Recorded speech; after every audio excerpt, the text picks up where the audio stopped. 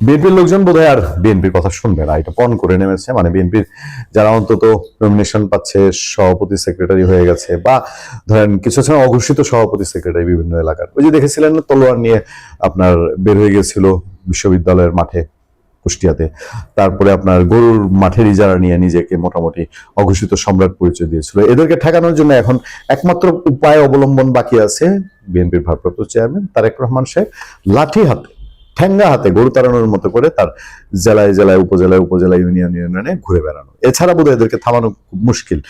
আমি একসময় বলি না যে এরা পণ করে নিয়েছে তারাই নিজেদেরকে গ্রাস করবে। কিছু প্রাণী আছে না, অদ্ভুত প্রাণী আমাজনে আছে, যে নিজেই নিজেকে খেয়ে ফেলে ক্ষুধা লাগলে পরে, এই টাইপের একটা সিচুয়েশন আর কি।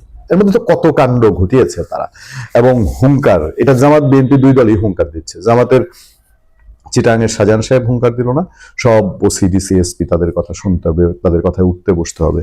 এখন বিএনপির এই ভদ্রলোক তারেক কোন প্যারায় ধরেছে, এখন তাকে কি নমিনেশন দিয়ে বিএনপি বলে দিয়েছে যে বাবা নমিনেশন দিলাম, এখন এটারে কেমনে মার্কাটা জিতায় আনবা, তোমার তো চিনি না, তুমি মার্কাটারে জিতায় আনবা, এটা তোমার দায়িত্ব। এখন এটা করতে গিয়া তুমি নিজেরে একেবারে সর্ববিশ্বজয়ী আলেকজান্ডার ঘোষণা করো।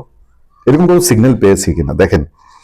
চাঁপাইনবাবগঞ্জ ২ নাচল গোমস্তাপুর ভোলাহাট আসনে বিএনপি মনোনীত প্রার্থী দলের শিল্প ও বাণিজ্য বিষয়ক সহকারী সম্পাদক আমিনুল ইসলামের ৩৭ সেকেন্ডের একটি ভিডিও ফেসবুকে ছড়িয়ে পড়েছে। ভিডিওতে তাকে বলতে শোনা যায়, আল্লাহর উপর ভরসা করবেন, ইনশাল্লাহ আমাদের জাতীয়তাবাদী দল সরকার গঠন করবে, তখন মানুষই থাকবে না। আমি যা বলবো এখানে তাই আইন, আল্লাহর হুকুম, কাউকে ভয় করতে হবে না।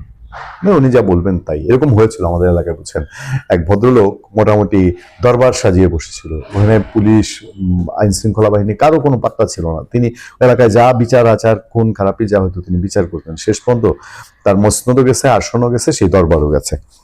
ভিডিওতে আমিনুল ইসলামকে বলতে শোনা যায়, সবই খালি হাজি আমিনুল ইসলাম কইরা দেবে, তা না, আপনাদেরও দায়িত্ব আছে। বিল যে আছে, বিল তো কেউ উঠিয়ে লিয়া যাইবে, আমি বাইচা থাকাকালীন কারো ক্ষমতা আছে? ফের আগের নিয়মে চলবে, যা ভাগ করে দিয়েছি তাই, বাইরে একটা সুইচও নড়বে না। ভোটের আগে এগুলা করব না, ১-২ মাসের লেগে সমস্যা হইবে না, আল্লাহর উপর ভরসা করবেন, ইনশাল্লাহ আমাদের জাতীয়তাবাদী দল সরকার গঠন করবে, তখন মানুষই থাকবে না, আমি যা বলবো এখানে তাই আইন, আল্লাহর হুকুম, ভয় করতে হবে না কাউকে। আমরা জানি সারা দেশে বিল বিলান্তি যেগুলো ইজারা হয়, এগুলো অলরেডি বিএনপির মানুষজন তারা ভাগ করে দিয়েছে তাদের নেতা কর্মীদের মধ্যে, এবং এখনো নতুন নতুন ইজারা নিয়ে বিএনপির প্রার্থীরা আছে সবচেয়ে বাটে, মানে শ্যাম রাখি না কুল রাখি অবস্থা, কোন নেতাকে রেখা কোন নেতাকে লাভবান করবে, এরকম একটা সিচুয়েশন। আমিনুল সাহেবের বক্তব্য বোধহয় এমনটাই বোঝা যাচ্ছে। এটা কোনো রাজনৈতিক সমাবেশ নয়, এটি একটি ঘরোয়া সালিশ। ৫ আগস্ট সরকারের পতনের পর কোনো এক সময়ের ঘটনা, গোমস্তাপুরের আন্দোলন, তিনি তার মতো করে এটাকে একটা জাস্টিফাই করার চেষ্টা করেছেন।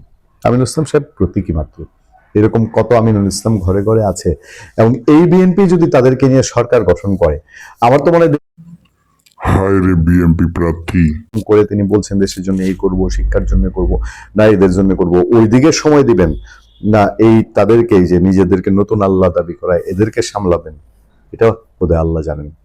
ভালো থাকবেন, সুস্থ থাকবেন। আপনার সাথে আমি আতিক রহমান, পূর্ণিয়া।